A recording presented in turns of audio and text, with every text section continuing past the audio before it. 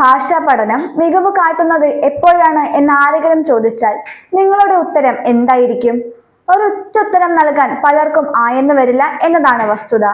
എന്നാൽ യുനെസ്കോ നടത്തിയ ഒരു പഠനത്തിൽ വ്യക്തമായ ഉത്തരമുണ്ട്. ഇന്ത്യയിലെ വിദ്യാഭ്യാസ മേഖലയിലെ ഭാഷാ നയങ്ങളെക്കുറിച്ച് യുനെസ്കോ പുറത്തിറക്കിയ ഏറ്റവും പുതിയ റിപ്പോർട്ട് മുന്നോട്ട് വയ്ക്കുന്ന നിർദ്ദേശം ഇതാണ്. മാതൃഭാഷ അധിഷ്ഠിത ബഹുഭാഷാ വിദ്യാഭ്യാസം രാജ്യത്തുടനീളം കൂടുതൽ ശക്തമായി നടപ്പാക്കേണ്ടത് അത്യാവശ്യമാണ് എന്നാണ് യുനെസ്കോ പഠനം പറയുന്നത്. ഭാഷ matters state of the education report for India 2025 എന്ന പഠന റിപ്പോർട്ടാണ് ഈ നിർദ്ദേശം മുന്നോട്ട് വെച്ചിരിക്കുന്നത്. റിപ്പോർട്ട് പറയുന്നത് കുട്ടികൾ വീടുകളിൽ സംസാരിക്കുന്ന ഭാഷകൾ സ്കൂളുകൾ അംഗീകരിക്കുകയും ഉപയോഗിക്കുകയും ചെയ്യുമ്പോഴാണ് അവർ മികച്ച രീതിയിൽ പഠിക്കുന്നത് എന്നാണ്. ഇന്ത്യയിൽ 1369 ഭാഷകൾ നിലവിലുണ്ട്. എങ്കിലും ഗോത്ര മേഖലകളിലും ഗ്രാമപ്രദേശങ്ങളിലുമുള്ളതും ന്യൂനപക്ഷ ഭാഷകൾ സംസാരിക്കുന്നതുമായ നിരവധി കുട്ടികൾക്ക് അവർക്ക് പൂർണ്ണമായി മനസ്സിലാകാത്ത ഭാഷകളിലൂടെയാണ് ഇപ്പോഴും പഠനം നടക്കുന്നതെന്ന് റിപ്പോർട്ട് ചൂണ്ടിക്കാട്ടുന്നു. ദേശീയ വിദ്യാഭ്യാസ നയം 2020 പ്രകാരം 5ാം ക്ലാസ് വരെയും സാധിക്കുമെങ്കിൽ 8ാം ക്ലാസ് വരെയും മാതൃഭാഷയോ പ്രാദേശിക ഭാഷയോ അധ്യയന മാധ്യമമാക്കണമെന്ന് കേന്ദ്ര സർക്കാർ സംസ്ഥാനങ്ങളെ പ്രോത്സാഹിപ്പിക്കുന്നുണ്ടെന്നും റിപ്പോർട്ട് ഓർമ്മിപ്പിക്കുന്നു. എന്നാൽ നയപ്രഖ്യാപനങ്ങൾ മാത്രം പോരെന്നും പരിശീലനം ലഭിച്ച അധ്യാപകർ, അനുയോജ്യമായ പഠന സാമഗ്രികൾ, സ്ഥിരമായ ധനസഹായം എന്നിവ ഉറപ്പാക്കിയാൽ മാത്രമേ ഈ നയങ്ങൾ ദീർഘകാല ഫലമുണ്ടാക്കുകയുള്ളൂവെന്നും യുനെസ്കോ മുന്നറിയിപ്പ് നൽകുന്നു.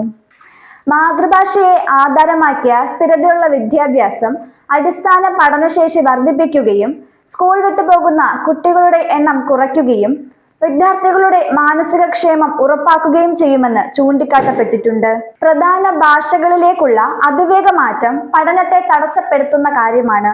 സവിശേഷമായും ദൂരപ്രദേശങ്ങളിലെ പെൺകുട്ടികൾക്കും പഠനമോ ആശയവിനിമയമോ സംബന്ധിച്ച വെല്ലുവിളികളുള്ള കുട്ടികൾക്കും ഇത് കൂടുതൽ ബാധകമാണ്.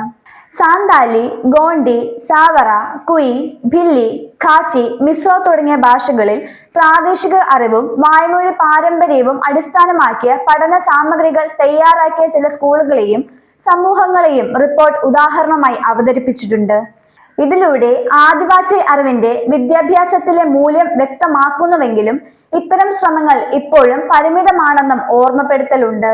ഡിജിറ്റൽ ഉപകരണങ്ങൾ പല ഭാഷകളിലുമുള്ള പഠനത്തെ സഹായിക്കാമെന്ന് യുനെസ്കോ വിലയിരുത്തുന്നു. എന്നാൽ ഗോത്ര ഭാഷകളും അപൂർവമായി ഉപയോഗിക്കുന്ന ഭാഷകളും ഡിജിറ്റൽ പ്ലാറ്റ്ഫോമുകളിൽ മതിയായ പ്രാതിനിധ്യം ഉള്ളവയാണ്.